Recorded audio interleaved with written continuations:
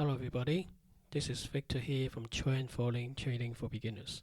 And in today's episode, I want to talk about the truth behind the collapse of Ant Group's IPO. Coming up next.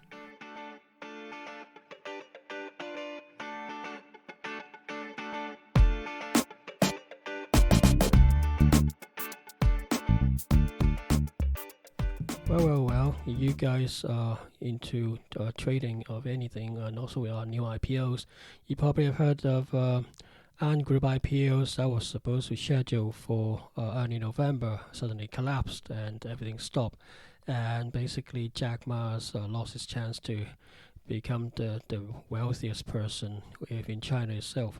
Lost himself, a couple of $billions or US dollars, probably more, with this failed to launch of the Ant Group IPO. There was over the week I've done some analysis and checking things both online and offline, and I found it's rather frustrating as a lot of, especially the Western reporting on the failure to launch of Ant Group IPO was more or less on the surface. It's not actually gone into deep enough as far as I understand, and it's for much looking in from the outside as a Westerner into a Chinese society and how the IPO failures and launch and the reason behind it and guess and double guess based on whatever Ant Group and the Chinese government actually allowed to be reported in the news media. But a lot of it seems to have forgotten quite a few things, that kind of stuff, and I just want to give my 2 cents, basically to go deep dive into the issue within this IPO and why does it fail, that kind of thing. And before I start, I would just like to say that all the things that I'm going to say within this podcast are through my own research, using online and offline data, and these are my own opinions only, and it doesn't give you any guidance or try to advise you to either buy or not buy Alibaba shares and so forth. So this is basically my notes, so take heart, but if you like it, then just continue and listen. Now, back in 2004, when Alibaba was first sort of set up and running for a little while, it basically created like a marketplace like eBay to try to get people from around the world to buy things from China and allow Chinese manufacturers sell things to around the world. But the problem is there's a problem with trust and how good the quality is and so forth, and also especially on the payment, that a lot of people hasn't really buying things over on the internet, and to make sure they can get the quality and also the goods actually arrived into, let's say, in Europe or in US, that kind of thing. So Jack Ma then and his team come up with something called Alipay. Basically, like it started off like a escrow service, and it's essentially people from the West, outside China in general, if you want to buy something in China, they will pay directly to Alipay, which is just like a escrow holding money holding. Storage for the time being, and then tell the supplier in China to send the goods. And once the goods arrive overseas, and then the customer send an acknowledgement to Alibaba to say, have received the information, the goods, and it's in good state, and then Alipay will then send the money to the manufacturer, that kind of thing. But if anything goes wrong, let's say partial only receive partial goods or something's damaged, then Alipay will pay everything back to the customer, or pay partially to the customers, and then the rest to the manufacturer. And doing so, just doing taking a cut for a transaction, that kind of thing. And this is all help Westerners and people outside China, they basically start to have the trust to buy things from China, and this basically just grow from there. And Alibaba now is one of the biggest online e-commerce in China, and I think it's basically the leader. And Alipay is I think one of the two major online payment system that China uses. Basically, first is Alipay with Alibaba. Secondly is the WeChat with Tencent, and both of them actually, I think, cornered the market to like 80 or 90% of online payments. Basically, people use it to buy coffee, to buy cinema tickets, to buy train tickets, and even send money between each other. And it's really well used. You can even just go to a wet market, just buy some porks or vegetables on the street, and you can just pay, scan the QR code and pay through Alipay, that kind of thing. So it's much more diverse than in the West. It's much more used around in the deeper fabrics of the society. Because a lot of people actually uses it, and in general, I understand there's like 730 million people uses it every month within China itself. So like half of the China population use it one way or another, and WeChat is also very well used by a lot of people in China as well. That kind of thing. So that is where it sort of is humbling beginning with the Alipay, but of course it has grown. Just Alibaba has grown by selling just Chinese stuff. Now it's also selling international goods and services into China itself, and rather than letting other people buying things from China, now it's actually letting people outside China to actually sell things into China, into the Chinese consumer market. And the way this handle the e-platform itself has make it one of the big player, the big boy, or the big boy on e-commerce in China itself. And it has made Jack Ma a lot of money, not just through Alibaba, but also the success and so forth, like that kind of thing. So make Jack Ma a household name in China, as a lot of people know him outside China as well. And basically, Alibaba become more like a disruption to the Chinese market in general, the way they sell things online, that kind of stuff. And Alipay also, in a sense, also disrupted China financial system, because it's no longer now an escrow service, but now through the mobile phone. The aim of Ant Group through Alipay is basically to let, if you have a mobile phone, you can buy things on the phone, you can put money into this, so probably like what the West call it, e-wallet, digital wallet. So you can put money in there, and then you can actually use it to buy your coffee and so forth. And if you lack of money, let's say you want to buy a mobile phone or something, Alipay through Alibaba and internal Sesame Seed credit systems.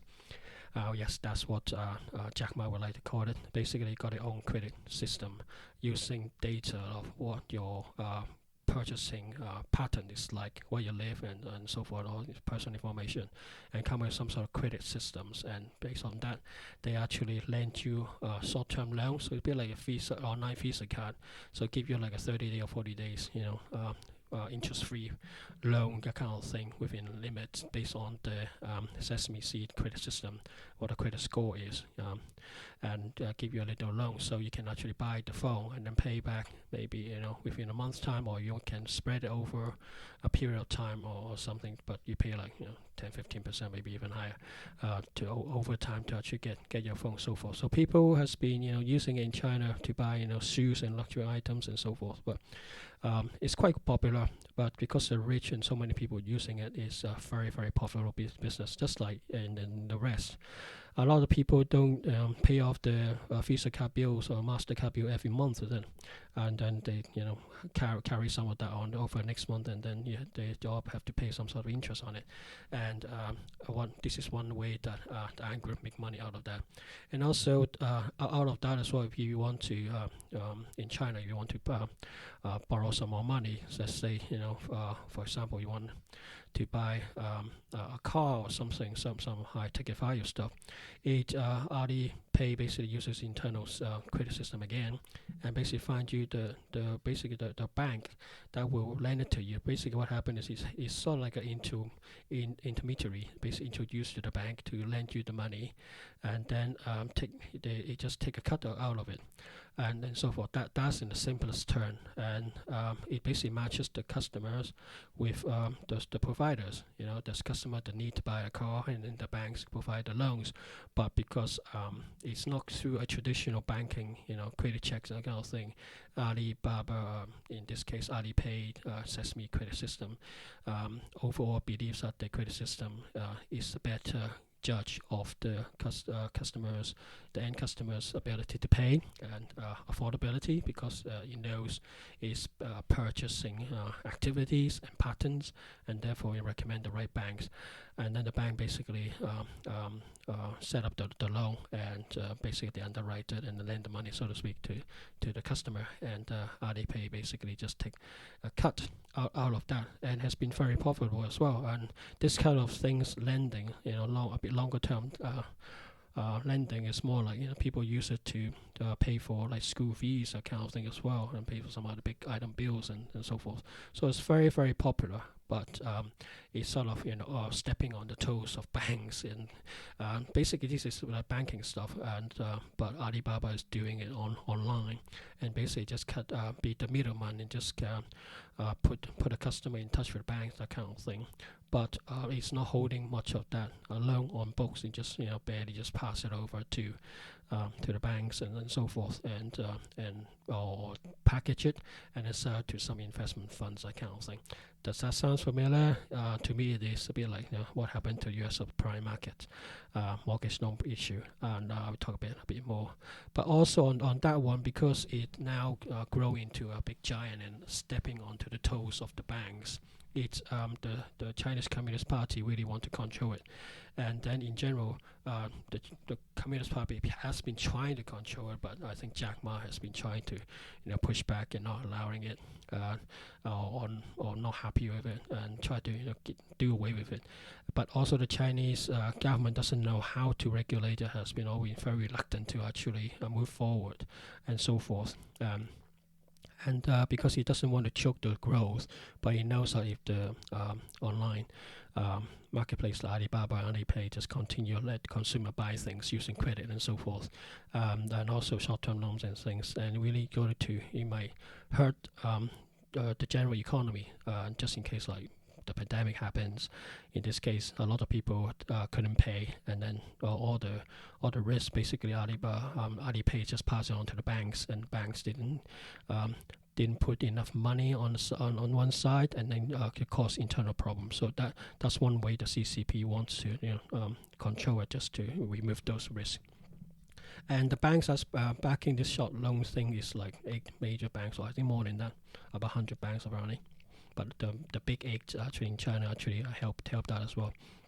But in essence, I think overall it's Ant also does is insurance, using its data again, the big data, matching customers and offer them send them to the right insurance, offer them like maybe life insurance and other product, or product insurance, that kind of thing, and so forth. And the other thing is also it has its backers.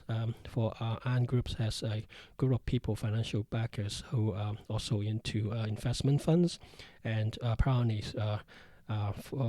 those investment funds, there are 4 very big investment funds that's only directly available to people who actually use Alipay and Alibaba, and only to those users. And but those one of the funds is really one of the biggest in China itself. This is also a asset management. As again, is another banking traditional bread and butter kind of product.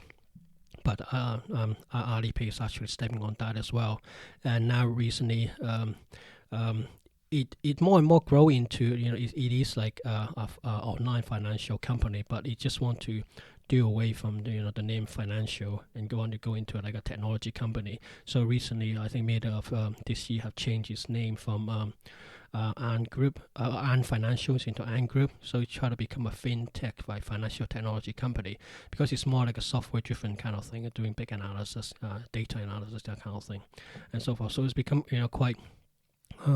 quite big as far as I'm concerned, and I think half the population in China uses it.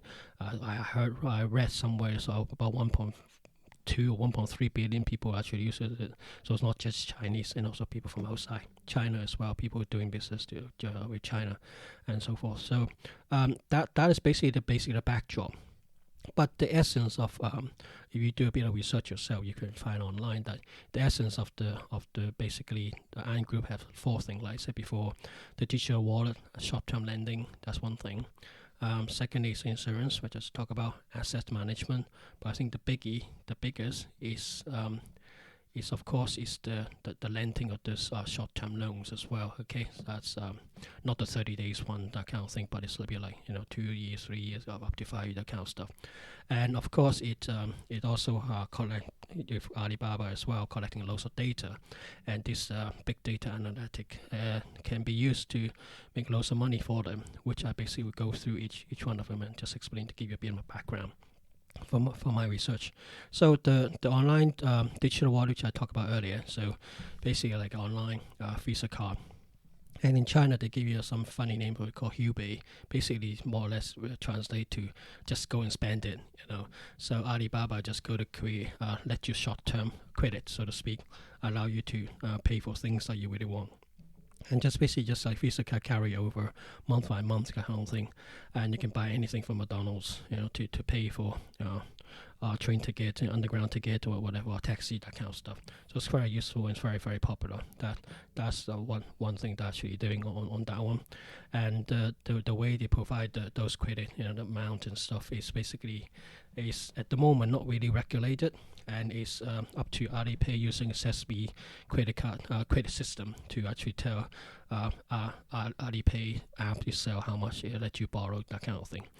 And it's also when you buy things through the app, Alipay's app, and Alibaba as well, it's sort of default to Alipay. So if you are Alibaba user, you more or less you'll be directly to use Alipay anyway, that kind of thing.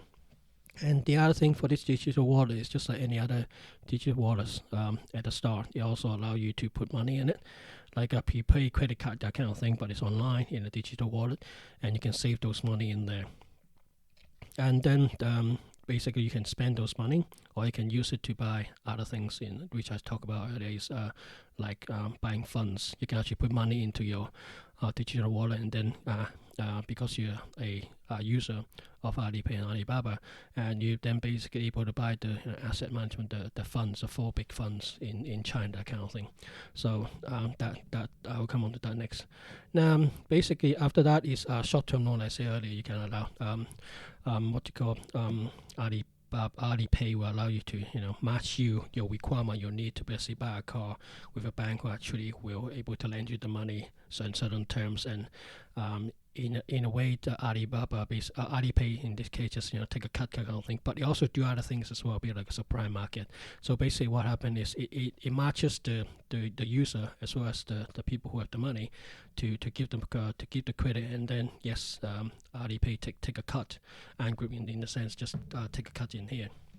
But also it a bit like supply market in US, it packaged those little loans into bigger books or bigger product, and then just sell us to other financial services or pension fund, that kind of thing. And the other thing is also while this packaging, just like the US supplying banks and the CDO, CIOs, the kind of thing, back the issue back in 2007, that kind of thing.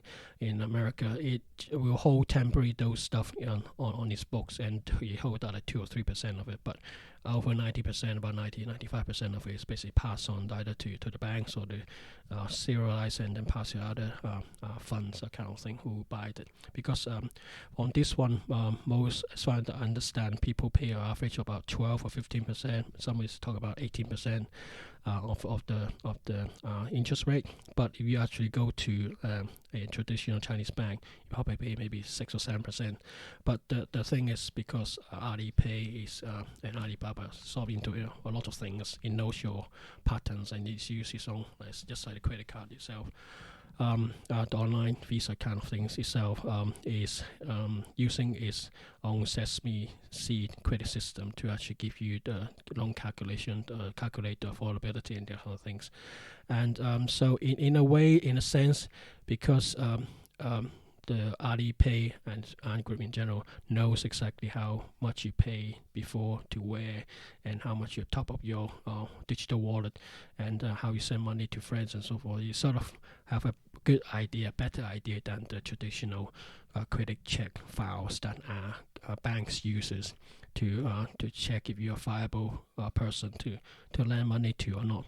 And so So essentially, basically that's how it works. That the Alipay just match the user and the people who have the money to put them together and take a cut.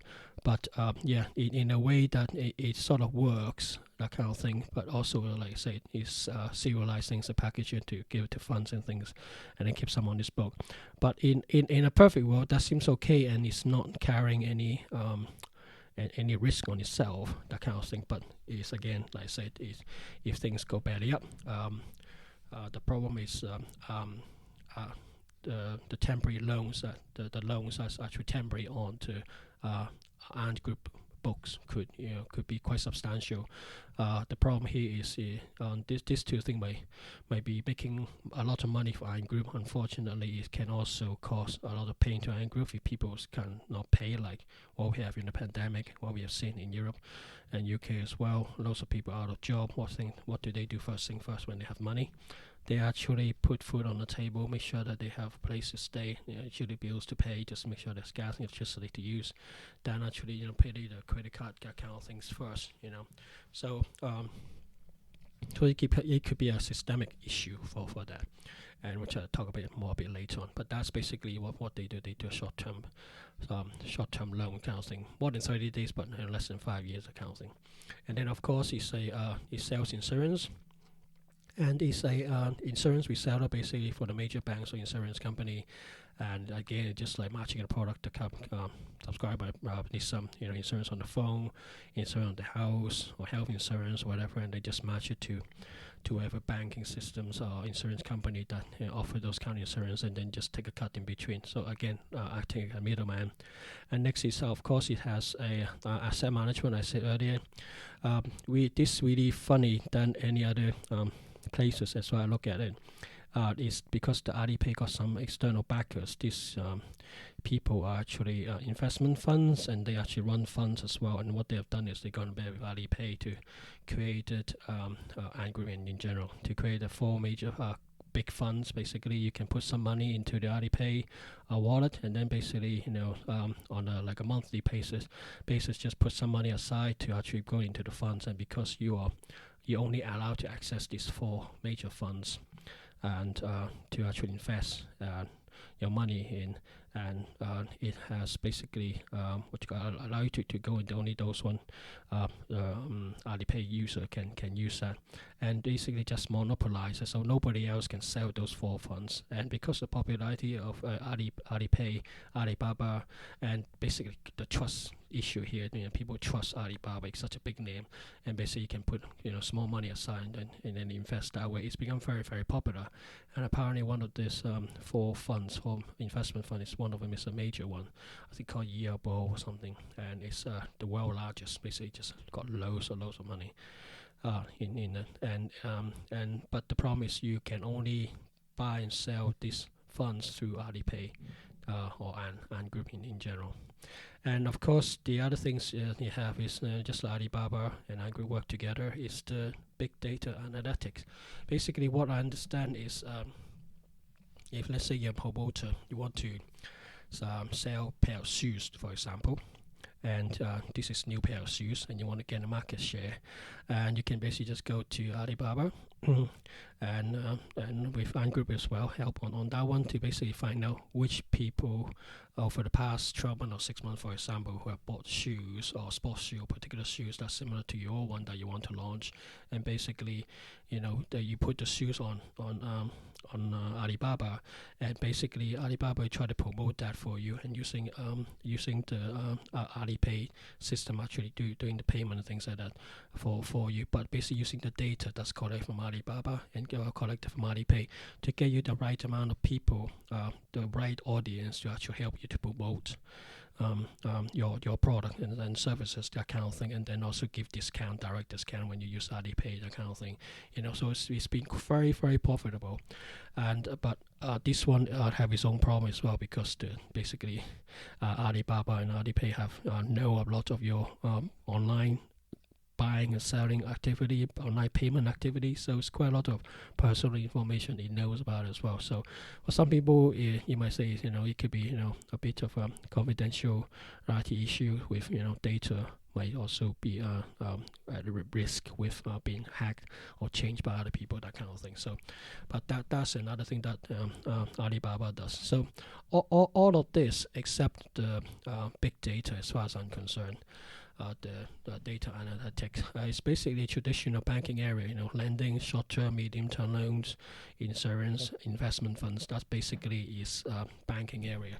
But unfortunately, because even though if you look at underneath the basic level, it is banking stuff, but because it's done online, the Chinese government doesn't really know what to do yet, and have been for years just trying to put some rules on it to basically control it, to regulate it better. Just I think as well, it's more or less for the financial stability of the country, as well as for people, and also not let this big company become so big that it monopolizes on the market and bully other small users, smaller competitors like, Amazon's or Microsoft or Google's, that kind of thing that we have gone through before in ages, and China is facing a similar issue.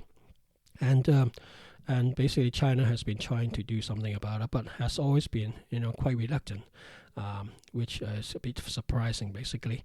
And I will go into a bit more explanation why is that should happening, and to essentially to try to escape regulation, that kind of thing as well, and also get ready for its IPO. It's actually Ant Group have started to change name from Ant Financial into Ant Groups, and I think that was middle of this year.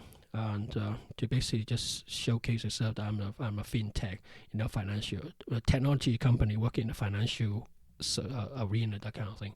But mainly I'm just like a software company, that kind of thing, to try to go around the financial regulations, that kind of thing, rules, which doesn't make the Chinese government happy at all. So with what I've just said just now, I basically come up with a list of items that I think is basically a sort of issue. Now, some of which could be a bit different from what other people say, but a lot of it is probably similar. But a couple of points are something that I found out, and I just like to share. I mean, the major issue the Chinese government basically see is what Alipay is actually, Ant Group is actually doing is, because this grey area, I said earlier, I mean, the Chinese Communist Party, I call CCP, is basically trying to come up with some sort of regulation, a banking regulation for online financial industry, to basically bring the financial regulation to online company as well, so that like for example, not for a short-term Visa card like loan. For short-term loans, there is some sort of like a cap. Like if you buy things on Amazon nowadays, in UK anyway, I'm sure about US and other places as well. You buy a certain amount, and most of the time I think offer you can get a free Amazon credit card, and then that for UK anyway, there's a limit. I have got one of it, like 1200, okay, 1200, that is the limit, and you can buy anything, and you can pay either bit by bit per month, or you can pay the whole amount every month, that kind of thing, like a traditional credit card, but it's online, and it's run by Amazon. So similar thing here, Alipay actually do, Ant Group actually do that through Alipay, and in the West, in US, I'm sure it's regulated, it's under banking regulation, but in China it is not. And this is basically a grey area that China, one of the grey area the Chinese government want to, keep an eye on and put a stamp on. So that's one issue for Ant Group actually facing. Secondly, for me anyway, is the spread of consumer credit, that kind of thing. In the West, we have, I think, have gone through, especially America, first deficit spending, encourage people to spend, encourage people to borrow and put it on credit card, that kind of things. And China actually seen that kind of issue. I mean, any other country has seen it in the West and also in the East. And basically, China just try to bring that in. You got to remember, China is 1.4 billion people, have about I think about 8 millions of middle class kind of thing, or people getting a bit wealthy and use can buy a lot of stuff, and then the consumer credit, if you're not careful and control it, it can really be a big bubble within China itself. And it's good. We've seen from other countries how bad things can be. And you overspend, and you can't even afford this payment, then people go bankrupt, that kind of thing. And this is a systemic problem for banks and traditional banks who offer those credit cards. And in this case, for Ant Group to offer those credit systems, it could be an issue which need to be regulated. Okay, and further on to that, of course, is those short-term loans. More than 30 days or less than 5 years account thing, So in UK we call it personal loans, unsecured personal loans, that kind of thing. And for, like I said earlier, for Alipay and Ant Group, it doesn't really carry the books on their books. So if anything goes wrong, the bank's going to eat it. The traditional bank that behind the scene that actually provide the money to the consumer, they eat it. Alipay basically get a cut of it, 2, maybe 3%, maybe 5%. I don't know what's the number, but basically it's like washing his hand, just pass the bucket. It also package some of that to civilization, but it's like we have seen before. If the market in general for those kind of products, when they package it and put it into big, I don't know, a package and just serialization and just sell it onto some investment funds, that kind of thing. When basically they get like maybe 12 or 13% of interest payment out of it, and Alibaba would take 2 or 3% out of every month, that kind of thing. For the financial institution, like perhaps pension fund, for example, buying those kind of products is good, but we have seen before what happened if people can't pay, and there's default rate, just like the problem in subprime market in US. Then those investment funds will basically holding some useless papers or product because the end customer just couldn't pay, and because there's so many people actually is involved, even though they're very small, much smaller than a traditional subprime mortgage in US, but because the amount of people actually get involved is still huge, and end result is the same. Instead of one house, you have borrow $300,000 or let's say $1 million or something. You have maybe 1,000 people borrowing a little bit to make up a million $10,000 each, and then make up that million quid. Still end result is still $1 million out of whack, that kind of things. People can't pay, that kind of stuff. So it's sort of a systemic risk for the banks who actually took those short-term loans, and then also those investment banks who actually took those money from Alipay and Ant Group. But also for Ant Group itself as well, while it's temporary packaging things and sending it off to it's in financial institutions and banks and stuff, it had temporary hold on to the all these loans on its books.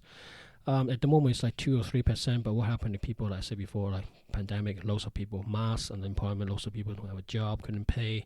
It basically is problematic for Ant Group, and it doesn't have much as a business model, as far as I understand. It's all like 2, maybe 3% of the money, the funding requirements on its book to just for its funding needs, that kind of thing. But like traditional bank, they're asking like maybe 12% or 10 to 12%, that kind of stuff. This one thing that Jack Ma moans about earlier, which I'm going to talk about a bit later on, to basically say the Basel what you call the Basel Accord 3, we basically add into a general accord that around the world the banks uses to basically to make sure the banks around the world within particular countries have able to sustain stress tests. So if people are unemployed, the banks still are able to sustain it, and people, there's a lot of mass withdrawal of money, that kind of thing, what we see in 2007 UK bank run and so forth. The bank is still able to run rather than fall down, that kind of thing. So that's you need some liquidity and funding behind it. But for Alipay and Ant Group, they only like 2-3%, which is way too low as far as I'm concerned. But all this again is all back down to regulation because the CCP hasn't actually clearly say, Ant Group or people like them who offer online loans, how much of the operating profit or money they have to put aside just in case if something wrong. This is not really specified, so it was in a way difficult for Ant Group to put aside. But it basically is, as far as concerned, it put enough anyway. But there's a systematic problem here. If something goes wrong, this definitely go bad out, as we have seen before in basically U.S. subprime market. That's quite, could be quite bad. So mass unemployment comes in like pandemic here. It's unpredictable. It happens. I mean, China might be the one that pulled out now after the pandemic. It's still going on, but it seems to control better than the rest of the world. And it's moving ahead. But I'm sure in the background, lots of people are still unemployed because the consumer is not actually spending as much as before. In a way, also a lot of them like still work in the export market. I said it before in my other podcast that China is doing less exporting, but still around 20-25%. Still a lot of people actually work in exporting arena, and they might not have jobs. They're having very difficult times, and they may change job, that kind of thing. But it can happen. So, but if you run a country, you don't want people to be in that situation because then it becomes social unrest. For Chinese government, this is a big no-no. So this is very like a big red flag for them as well. And the next things about it, this Alipay thing, also the WeChat Pay stuff, is basically create a monopoly, for these two companies. And these two, Ant Group and WeChat, basically through their online payment systems, it's taking like 90-95%, more than 80% in general. I think definitely up to about 95%, maybe I say 90%. It's too bad, for a company, for a country that have, monthly user. Let's say in this case, Ant Group through Alipay have like 730 million users using it every month, and only spread between two providers. In a way, it's quite limited.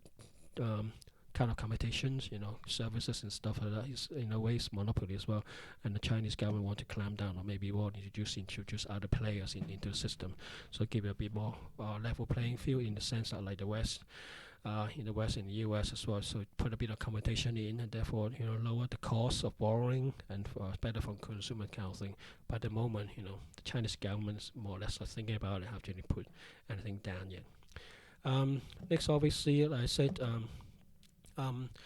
The problem that when Alipay for the short-term loans, the one between more than 30 days and under 5 years, that kind of thing, when it's packaged and sent it to the banks basically haven't actually got a direct customer application kind of thing. It's more like Alipay using its Sesame credit system, say this customer is good. A risk, and therefore I pass it to you. Do you want this or not? And then because Alipay is more like a businessman, middleman, and just pass the information, pass the customer on to the banks. For the banks, is basically a bank doesn't have to have a shop front, doesn't have to go online, doesn't have to have people supporting it, and then people is essentially Alipay just bringing the business to the bank's doorsteps, and the banks all they have to do is just come up with the money. However, it basically doesn't know how good those loan is, how good the person is, and the history of it is. All he has is information from Alipay to say this person is good credit, and it's the credit checks and stuff. Yes, granted, the Sesame credit system might be more better gauge, used as a better gauge of people's ability to pay and so forth, but the bank is a bank. It's still need to check and stuff, and it's a way to check, but it's not checking that at the moment because it's going Alipay, basically Ant Group just doing all this stuff.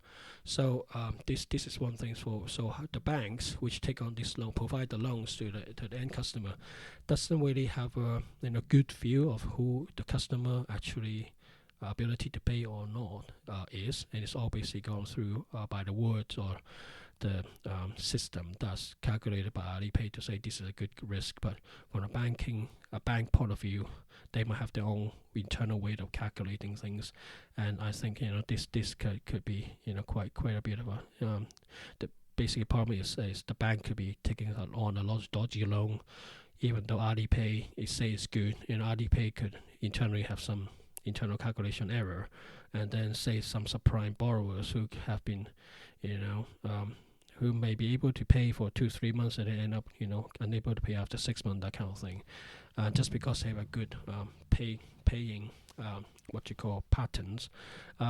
They maybe all the payments through Alipay is very short term, limited, sporadic here and there. It doesn't really show you long term payment and kind of things. And the banks take on those extra customers who have might not have the proper ability to pay, and that's a systemic risk for the Chinese banks. So remember, if you have one or two of this customer doing like this is fine, but if you have let's say the 730 million users in China use Alipay, let's say 200 million of it actually take loans. So it's like a quarter of it actually take loans from banks, and that's like huge number for the banks to actually think about how much money they need to put aside to actually cover potential risk of those loans that gone bad, that kind of thing. So again, there's not enough regulatory requirement actually set up to the banks to say how much can the banks actually take on from this kind of business from Alipay. For example, at the moment I think it's just free run. It's just so long as a bank can take it. Alipay and through Ant Group basically just give it to the banks.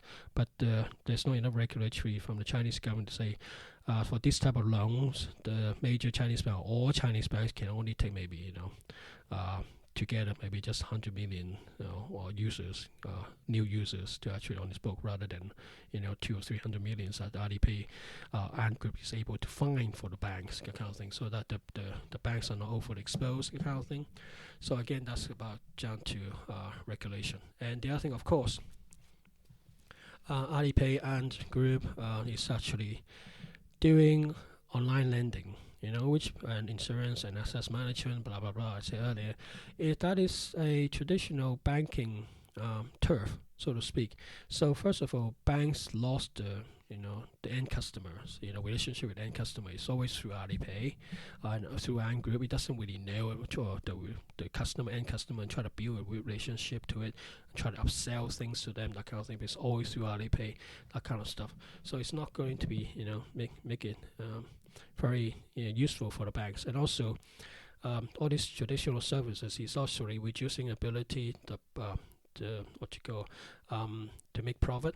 Okay, in a way it can take on all these extra loans stuff from the banks, but the banks may also want to sell other services, so it's limiting the risk to the customers, and basically Ant Group is taking money out of the banking environment industry, but it's not being regulated by the banks, so by the banking regulations. So the banks themselves are, as far as I understand, is not very happy with what Ant Group is doing. The Chinese government knows about it, but doesn't have to come with the goods yet to basically how to do the regulation, how to put in place and so forth.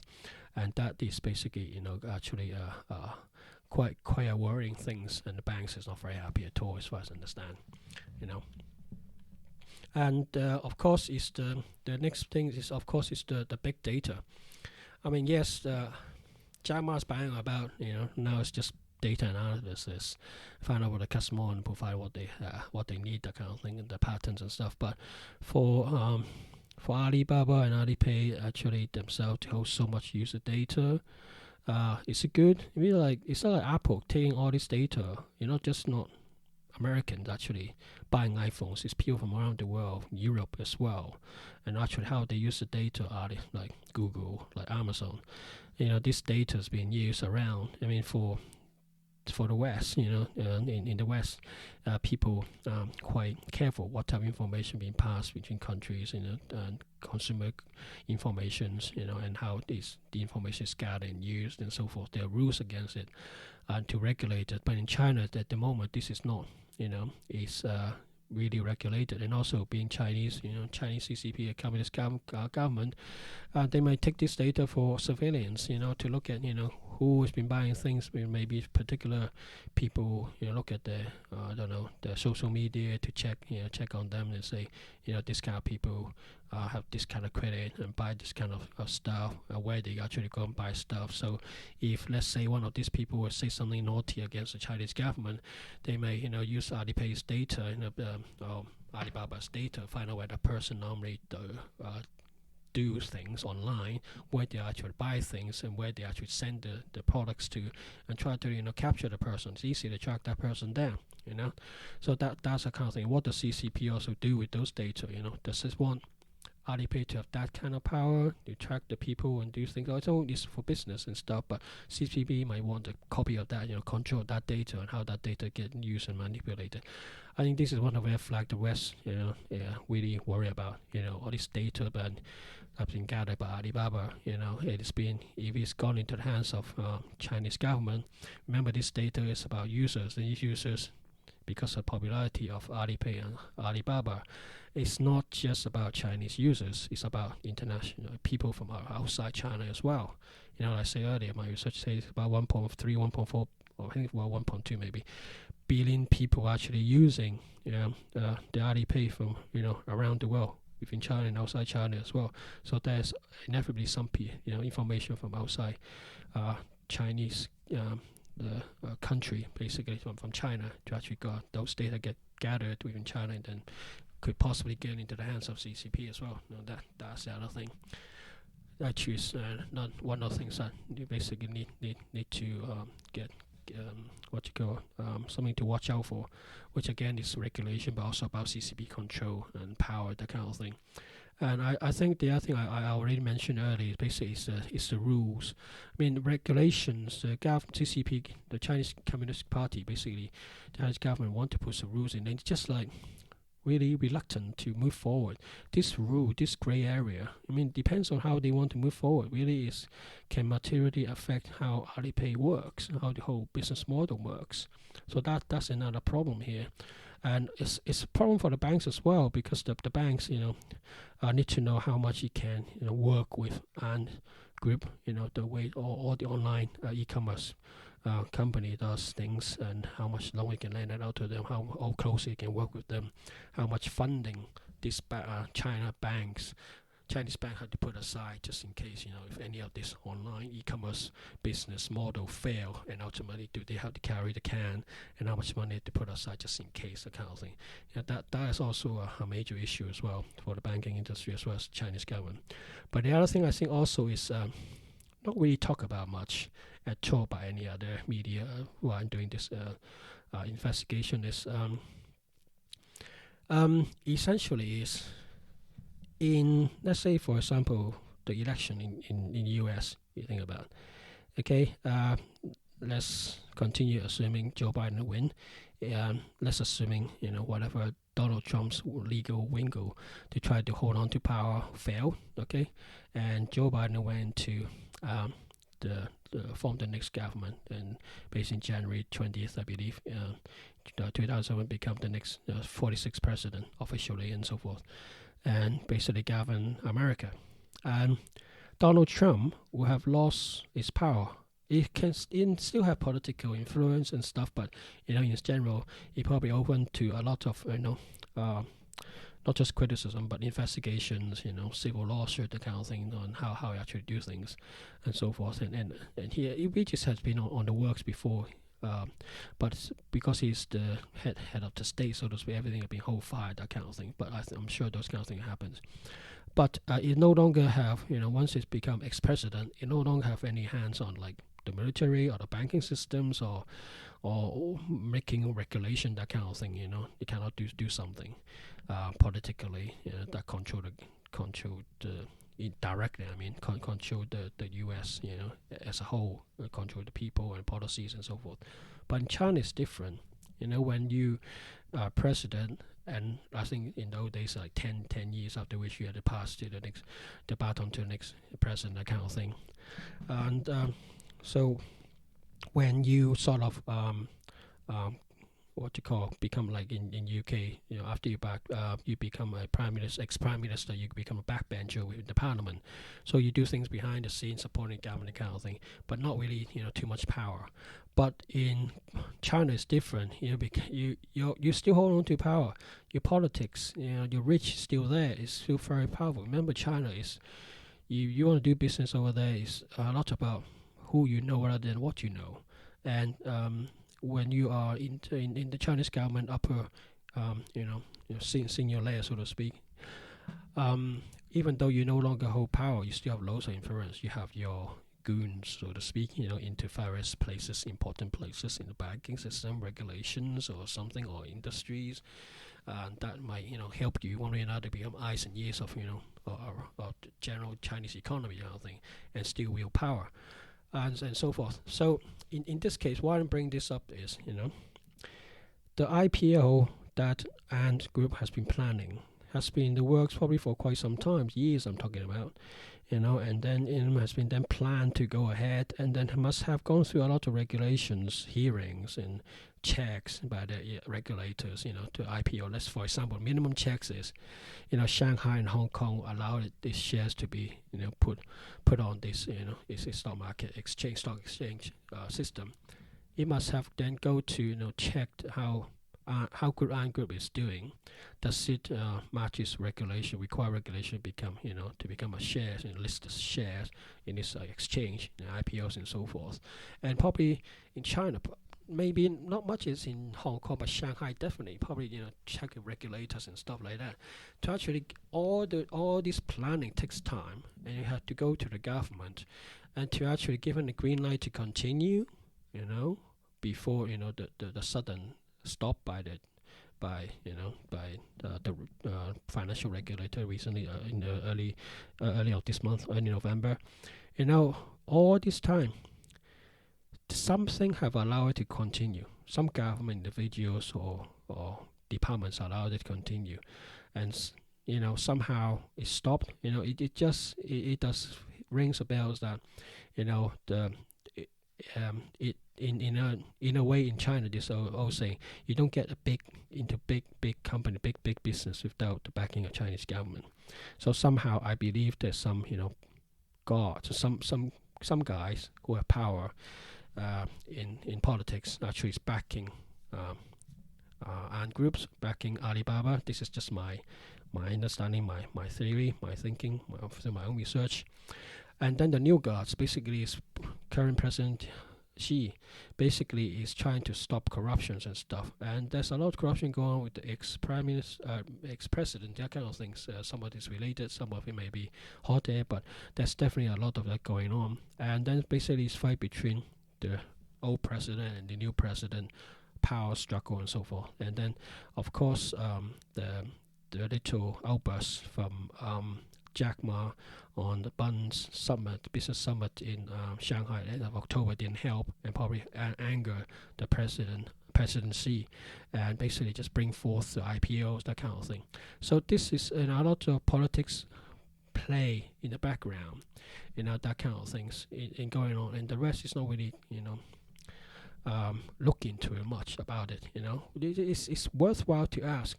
All this IPO takes time to plan. It must have given the green light by the necessary authority to actually go on the stock exchange and get ready to be sell to the investor in China or international as well. And then suddenly just got stopped just because Jack Ma say something, anger the president so much. If that's the case, I would have thought like normally we would have Jack Ma will somehow disappear, maybe, like people who wrote books against the Chinese government, that kind of thing, or suddenly have some sort of charges against him, take away his power, that kind of thing.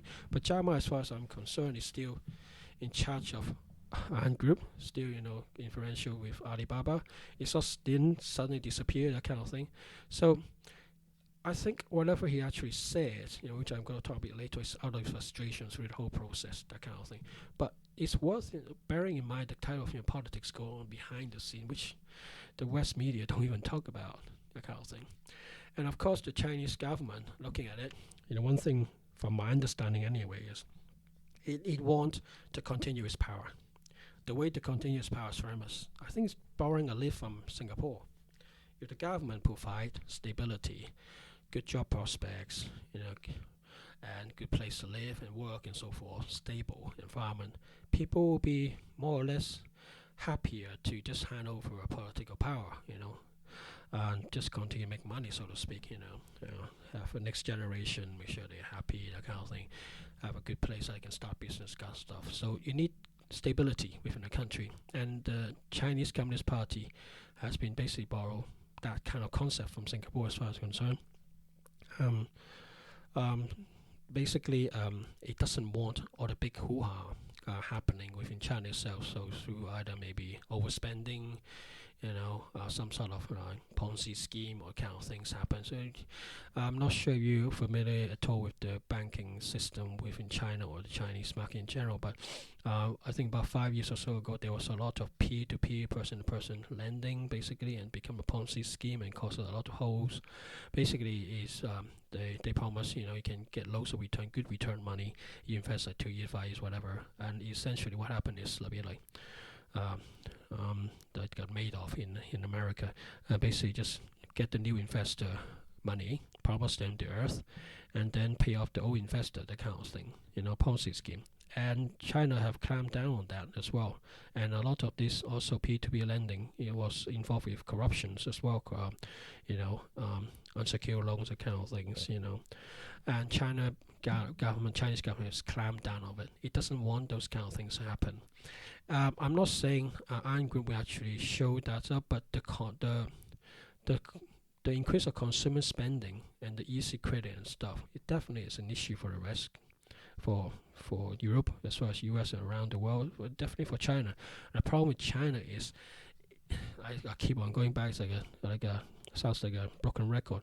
It's the amount of people that's involved here. 1.4 billion people.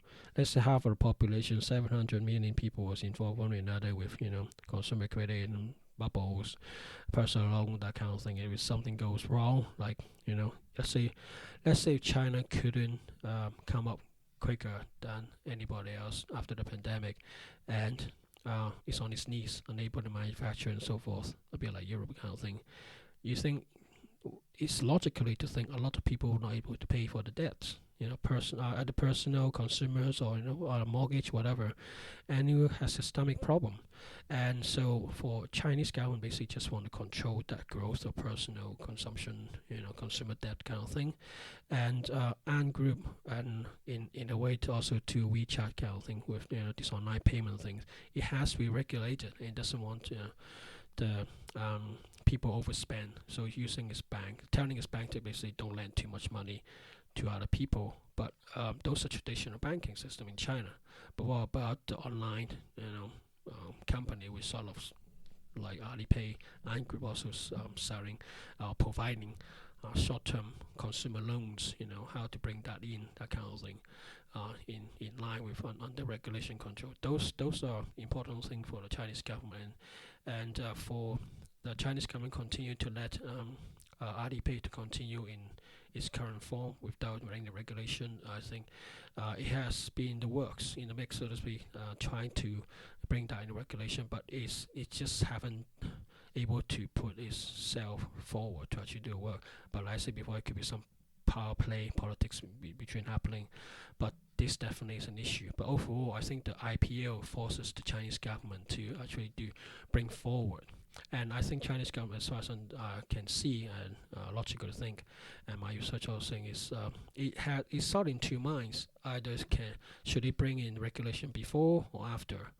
And I think one thing that definitely helps the Chinese government make up its mind is with the Jack Ma basically in Shanghai, I think end of October, I see before, in Bun's Business Summit in Shanghai, basically, saying that, how China have got no financial systems, other countries shouldn't worry about China's financial system because it hasn't got one. And you shouldn't use telling the Chinese senior people in power. Jack Ma basically say, you cannot use the system you run, a train system, and try to apply the same system to run the plane system, that kind of thing. So he actually say all these things because he see the increased threat of regulation that is going to not destroy his company and group, but basically significantly slow it down and not able to make it grow as much as he can. And group basically will slow down a bit, still making money, probably still grow, but probably at a much lower pace than what Jack Ma would like. And Jack just doesn't want all this extra regulation, and therefore his voice is concerned and probably overstep his line, that kind of thing. But then the Chinese government say, well, if you say all these things, saying we are old God, old people, a pawn shop kind of things, and the radical of old age, you need new regulation just for your online stuff. Even though underneath in the base level you're doing banking stuff. Well, basically the Communist Party just say, okay, I have enough of this BS, and basically just through his regulator and financial, the regulator, and basically summon Jack Ma and his executive from Ant Group, basically just read them the riot act. Basically just say, you do this, I'm giving you the regulation, you have to comply to it, or most likely, forcing, if Jack doesn't comply to it, ask him to leave, take over his power, or put somebody else in, that kind of thing.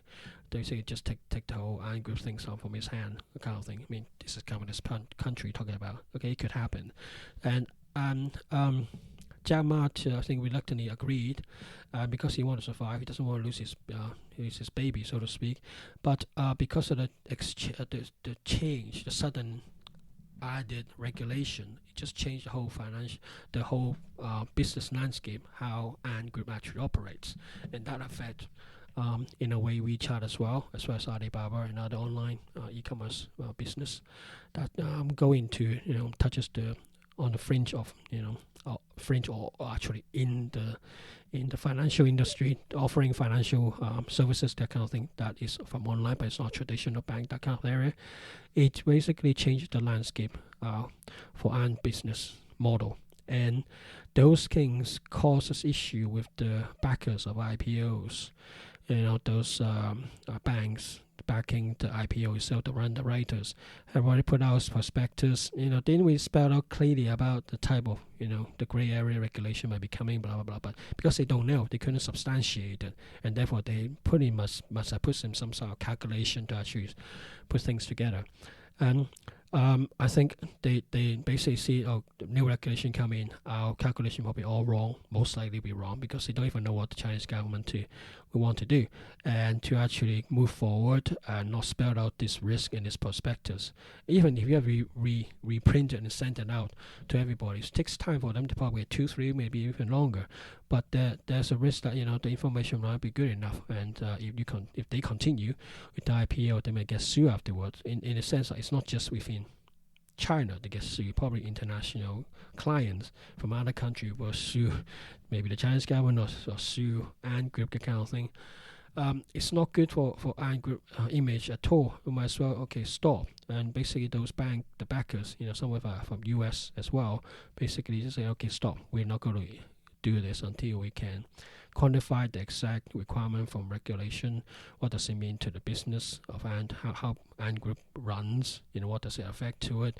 How does it affect maybe Alibaba kind of thing as well, and the whole online business model, and then basically yanked out. And that's what I think actually happened. So it's a combination of things. Actually, was really interesting is the West in the Western world don't seems to have only all the things I've listed out so far. It's only skim on it, some of it, but not all of it. No one place actually say everything, and a bit more just on the service, that kind of thing. So it's a combination of all sorts of different stuff. But at the end of the day, I think Jack Ma outburst, this is just my personal view, basically helped the Chinese Communist Party to basically put its minds up together. Basically, its outbursts from Jack Ma is basically not giving face to the Chinese government.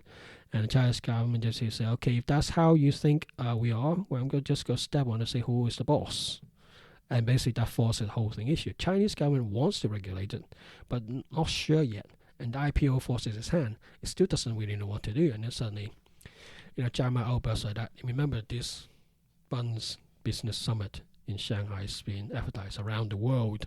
It's not just within some internal private meeting that nobody knows about, or within China. It's not, now we have internet share around the world, that kind of things. That basically, losses, Chinese government loses face if it's continue to allow Ant Group and in a way Alibaba to do something. I'm not sure if you actually read the news after Bun's, after Jack Ma outburst in Bun's, Bun's business summit in Shanghai.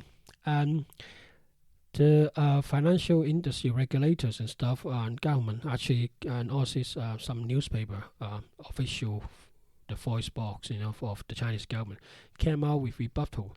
There was a picture with blue background, a bit like cloud, with a white horse in the cloud running around. And to me, is basically is something that Chinese have. It's be like the Western world say pigs can fly, that kind of thing. The way that Jack Ma put his feeling across and say things that he says, it's really much like pigs can fly. And for the Chinese, we call it Tima Ang Hong, basically a horse in the sky with wings just flying around. Is like something that could never happen. And it basically just forcefully tell Jack Ma to say whatever you're proposing is pigs can fly. It's a bit silly, a bit stupid. Definitely, it's not going to happen, and that kind of thing. So you can see that the actual rebuttal from the Chinese government, through either directly or indirectly through different means, it actually tell Jack Ma off. It basically hurt Chinese government's feelings quite a bit and lose his face. I think on overall that's what have happened overall, and basically I think overall my conclusion is Jack Ma did say something that overstep his line. The Chinese government basically say I show you who is the boss, but there's also other things. Putting things in the mix as well, and there's a lot of regulatory things that the Chinese government would like to put Ant Group and Alibaba and Tencent, WeChat and stuff within this new regulation, which I understand today or last couple of days. Today's 12th of November. I think around yesterday or this morning was talking. There's some issue, some rough regulation being sent out by the Chinese government to say these are the type of things that the Chinese financial industry regulator will look into and want Alibaba to, or anybody working on e-commerce have to comply with those kind of things. So that's already coming and so forth. So, but that's my understanding so far. But overall, I think the conclusion is we might think there's a debacle going on, and I think overall, because of change of regulation, it is the underwriter that's pulled the plug. It's not really it's not really Jack Ma or the Chinese government pulled the plug. Jack Ma didn't help. Chinese government put their feet down, and it is the underwriter, both Chinese as well as Americans underwrite banks. This I'm talking about banks, big banks, pull the IPOs because whatever they say in prospectus, the risk is not quantified properly, and therefore they open for them for being sued and actually selling something that they know the policies and regulation changes affecting the business model and therefore affecting the IPO share price. If they continue, I believe in Hong Kong they're talking about 80 Hong Kong dollars, which is the high range. Probably the price of after regulation taking into account, Ant Group may be worth $40, 40 Hong Kong dollars, that kind of thing. So, but like $5 in UK, that kind of thing, rather than $80 more like 80 about 8 quid, 9 quid, that kind of stuff, that kind of area. You can see it's like 50%, 50% below the maximum price. So that's definitely some material change on that one. But the other thing is this debacle also help a lot of investors in a way, because then they're not overpaying for the IPOs, and they actually save themselves a bundle of money rather than go in the IPO. I know it's people go in the IPO trying to make quick bucks, but I think they should be thankful for this debacle actually comes about. You can thank Jack Ma for it, or even thank the Chinese government, but you basically save yourself a bundle of money that you're buying something that's worth, could be potentially worth much less than what's supposed to be, and then this whole thing being the IPO being the rug pulled underneath it, and it's in a way is some silver lining in there that investors are not going to lose all the money. They will get the money back, probably be a delay. It's quite a lot of money. I believe it's like 3 trillion, probably 1.3 or something crazy, $1 trillion at least. Money being put aside around the U.S. dollar. I'm talking about put aside just for this IPO from around the world, and people get the money back, but they save themselves maybe losing 20-30% of that, because the as far as I can see from all the regulation now being slammed on top of Ant Group is extra, and it's but I think definitely they overpay for the IPO. And what does that mean to Alibaba, Alipay, Ant Group, and WeChat and Tencent and so forth? I think this basically the Chinese government basically said, you guys are going get back in line. These are the new regulation or proposed regulation, and I think that's going to change of material change for the working models, the business model that this company work on, or all e-commerce models within China that touches any banking stuff. They need to watch out, that kind of thing. But also show who's the boss. The Chinese government is not reluctant to actually to stamp its authority, that kind of thing.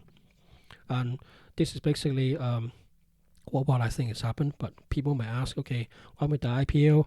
I personally think it'll be definitely dead for now. Probably in the next 12 months when the company have to work in those regulation, and also have to be prepared for IPOs and go through the whole hoo-ha again. I won't be surprised if 2 or 3 years before they come back out again, but definitely dead for the next 12 months. I mean, let's say Ant Groups are very quick to put everything together and then add the necessary checks and balances in play to comply with the regulation. You talk about maybe 6 to 12 months. Let's say 6 months. It takes at least 3-4 months, maybe more, probably 6 months again, to plan the IPO. You talk about 12 months here, maybe 2 years, and that's in a positive sense. I'm talking about assuming Jack Ma is an angry Chinese government too much to still continue to allow the IPO to go. So I think with the politics on behind the background between the old guys and new guys, the IPO probably will still happen.